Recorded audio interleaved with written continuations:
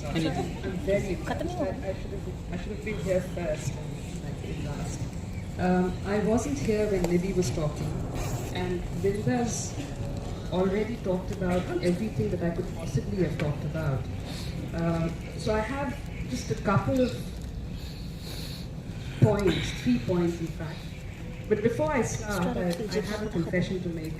When Vinda was talking about the mandatory registration of living relationships in Uttarakhand, I had two very wicked thoughts that I'm not proud of.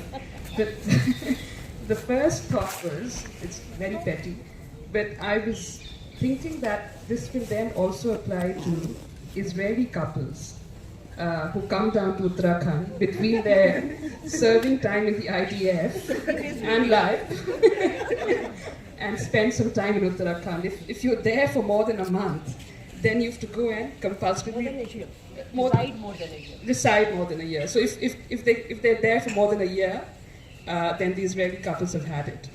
That's the first wicked thought. The second thought is that two people, man and women, might discover that they're madly in love with each other and they are in a relationship, and they may go to the registrar, and the registrar can turn around and say to them, "Ki nahi ji, hum nahi mante, jao yahan se." And for the first time then, they realize what it is for homosexual couples. A love that cannot be recognized, that cannot be acknowledged.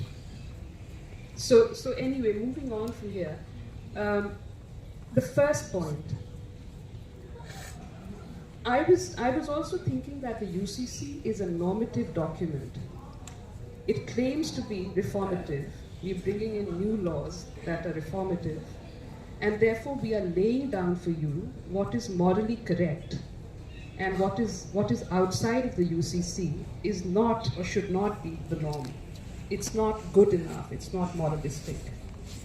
And from that perspective, if you look at the UCC, and for instance look at grounds for divorce in this UUUC, one, for instance, is if you've had a sexual dalliance with someone while married to somebody else. So not even adultery strictly, but if you've had an affair, a one-night stand, that is a ground for divorce. If one of the partners chooses to change their religion, for instance, that can be a ground for divorce. I'm not quite sure why, but it is a ground for divorce.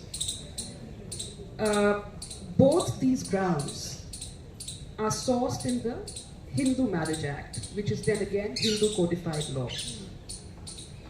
And other grounds for divorce, like, and Vinda was talking about them, no-fault divorce or unilateral divorce, talaq, which are features of Muslim marriages and divorce, you will not find in the UUC.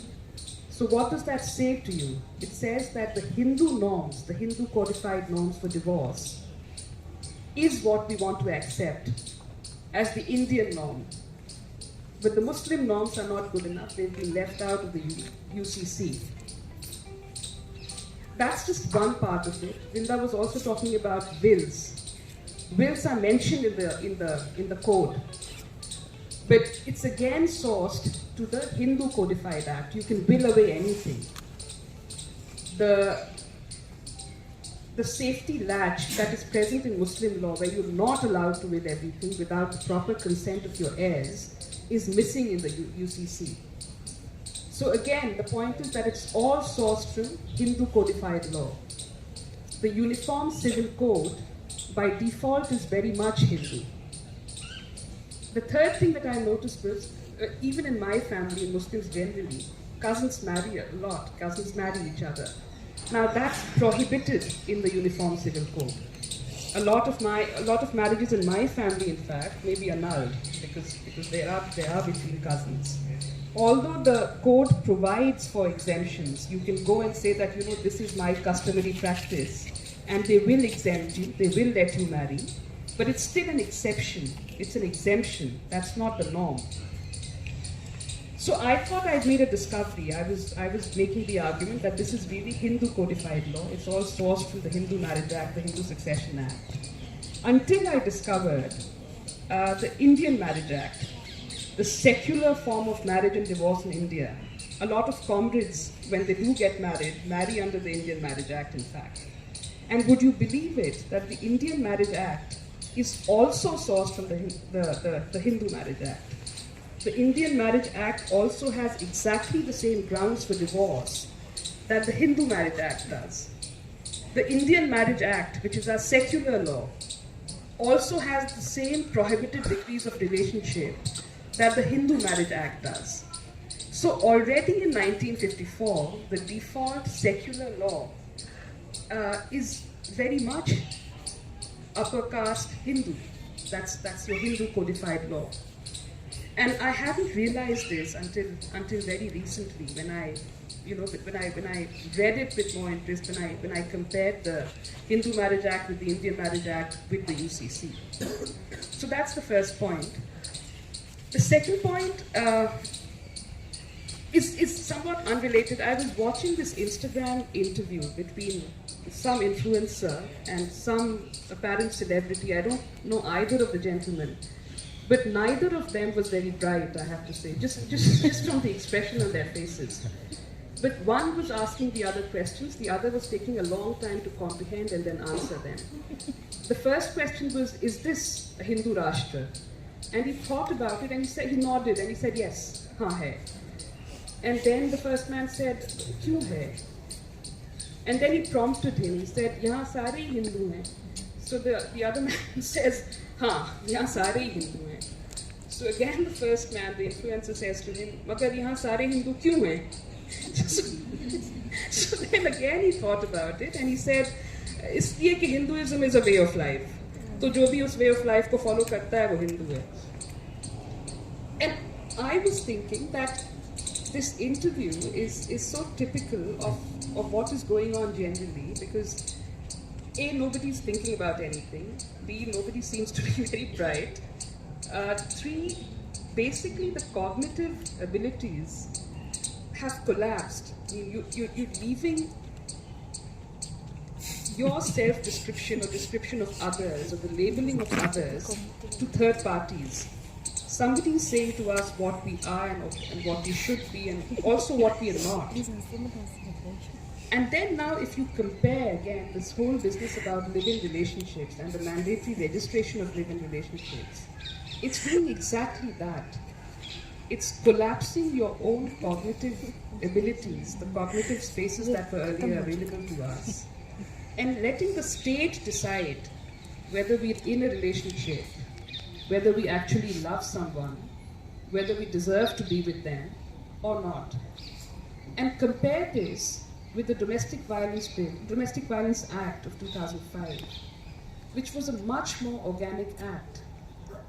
And for the first time, that act gave women the power and again the cognitive space and the cognitive ability to acknowledge relationships, to decide for themselves when they were in relationships that were in the nature of marriage.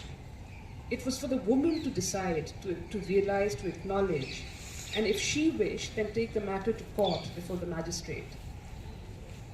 This code reverses all of that. This code collapses that space that was given to women by the Domestic Violence Act. This code says to women that, no, you can't decide.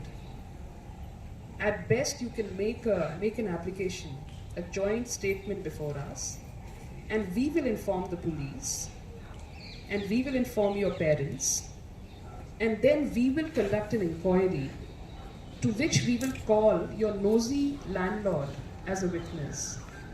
We will call your local pheriwalas as witnesses.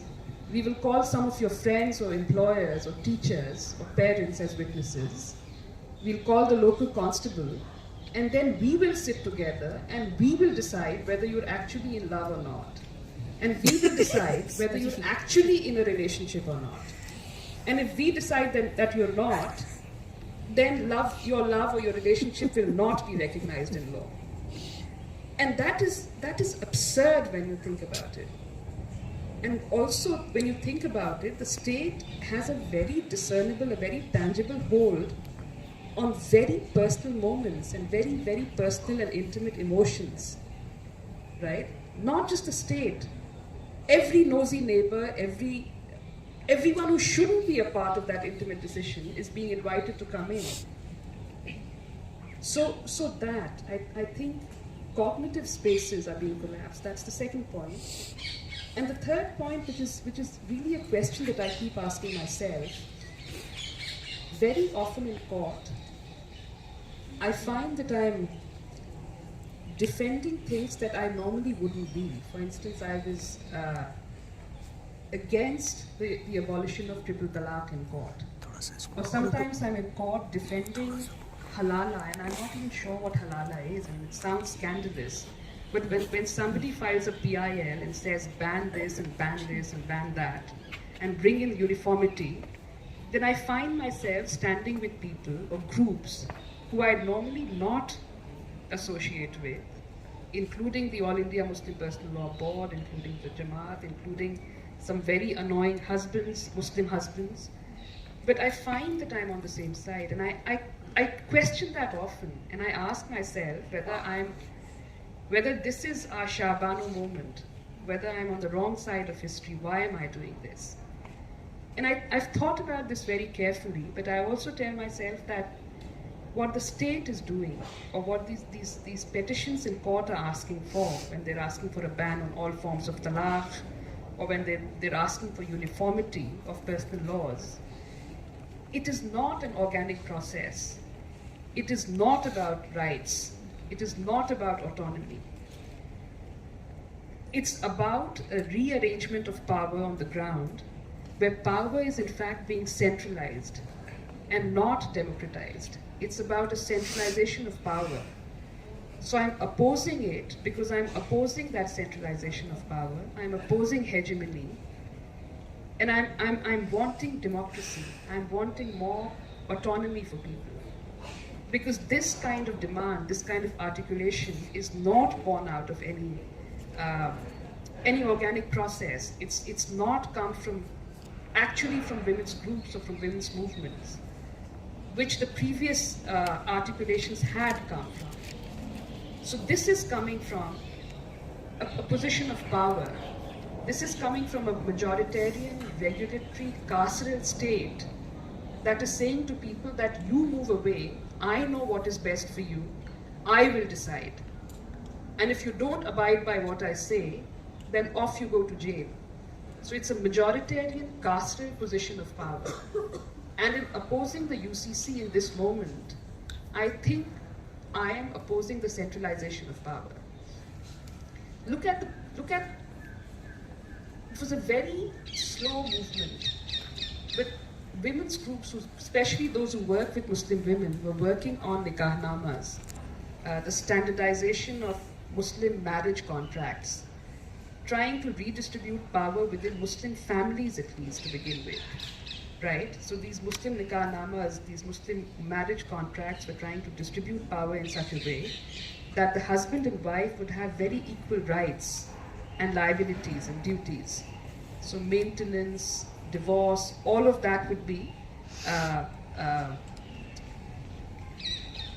what's the word I'm looking, governed by the contract rather than Muslim personal law.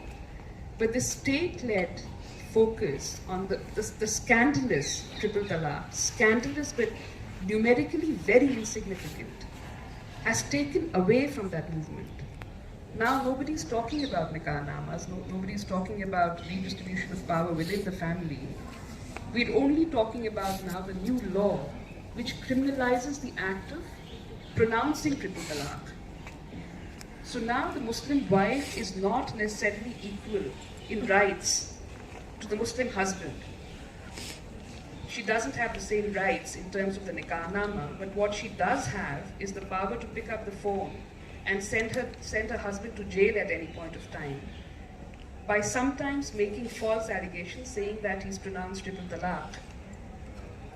This is useful in a twisted kind of way, in the way that laws are sometimes weaponized, and in the way also that sometimes all of us use laws to level the playing ground, to bring people to the negotiating table. But certainly it's not useful in an equitable way. it has done nothing to actually redistribute power on the ground. So that, I think, I'll end with that. Thank you.